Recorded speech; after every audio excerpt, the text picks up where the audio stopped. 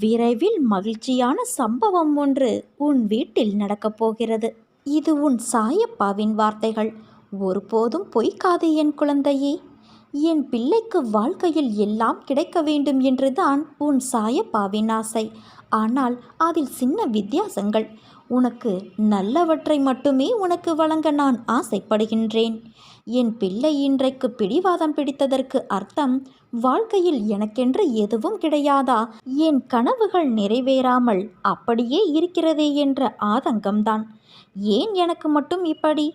என் வாழ்க்கையை நான் சந்தோஷமாக அனுபவிக்க எனக்கு நேரம் நீங்கள் ஏன் தரவில்லை என்று என் பிள்ளை என்னிடம் ஏங்கும் அளவுக்கு வாழ்க்கையில் கர்மா என் பிள்ளையை கொண்டு போய் நிம்மதியில்லாத சூழ்நிலையை உருவாக்கி கொண்டு விட்டதே என்று என் மனம் வலிக்கிறது.